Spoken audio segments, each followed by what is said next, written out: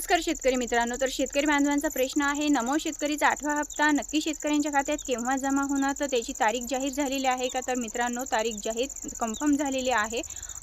नमोचा 8वा हप्ता शेतकऱ्यांच्या खात्यात केव्हा जमा होणार हे आपण पुढे जाणूनच घेणार आहोत. तत्पूर्वी शेतकऱ्यांचा मुख्य प्रश्न आहे की नमो शेतकरीच्या हप्त्याबरोबरच पीएम किसानचाही हप्ता वितरित होणार, अशी बातमी सध्या सोशल मीडियावरती व्हायरल होत आहे. तर मग खरोखर ही अपडेट कितपत सत्य आहे हेही आपण पुढे जाणूनच घेणार आहोत. आणि त्यापूर्वी शेतकरी बांधवांना कोणकोणती महत्त्वपूर्ण अशी कामे करायची आहे ती सुद्धा माहिती या व्हिडिओमध्ये असणार आहे. मित्रांनो, व्हिडिओ कुठेही स्किप करू नका, जेणेकरून संपूर्ण अपडेट्स तुमच्या लक्षात येऊन जाईल.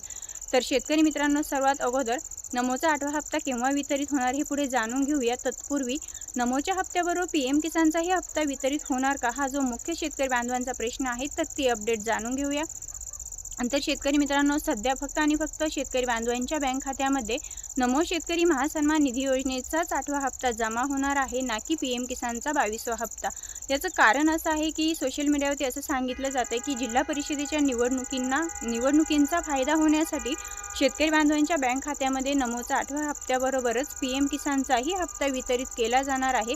परंतु शेतकरी मित्रांनो, केंद्र सरकारला जर पीएम किसानचा 22वा हप्ता वितरित करावयाचा असेल, तर केंद्र सरकारला संपूर्ण देशात हा हप्ता वितरित करावा लागेल.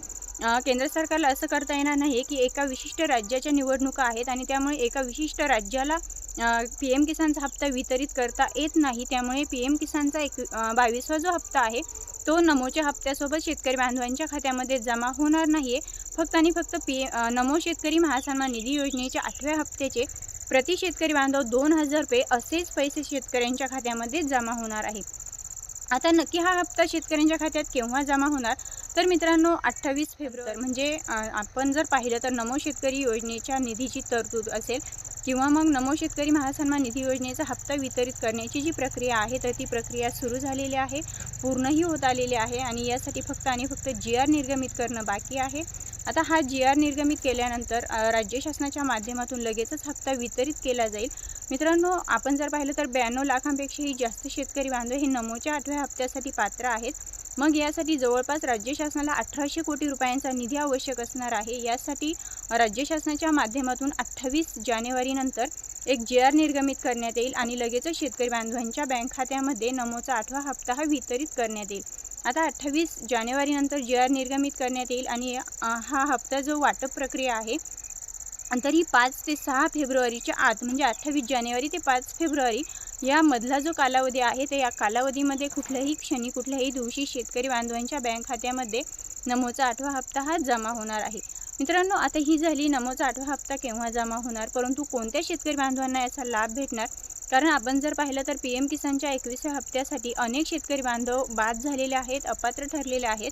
त्यामुळे जे शेतकरी बांधवांना पीएम किसानचा 21वा हप्ता वितरित झालेला आहे, त्या सर्व शेतकरी बांधवांना नमोचा 8वा हप्ता देखील वितरित होणार आहे. परंतु यासाठी तुमची EKYC प्रक्रिया कंप्लीट असणं, तुमचं लँड रेकॉर्ड यस असणं, तुमचा आधार हे तुमच्या बँकेला लिंक असणं आणि तुमची फार्मर ID कार्ड कंप्लीट असणं, या गोष्टी आवश्यक असणार आहे. या गोष्टी जर तुमच्या यस असतील तरच तुम्हाला नमोचा 8वा हप्ता हा तुमच्या बँक खात्यामध्ये जमा होणार आहे. मित्रांनो, ही होती संपूर्ण नमो शेतकरी योजनेबद्दलची अपडेट्स. पुन्हा भेटूया अशाच नवनवीन आणि महत्त्वपूर्ण माहितींसोबत. तोपर्यंत जय हिंद, जय महाराष्ट्र.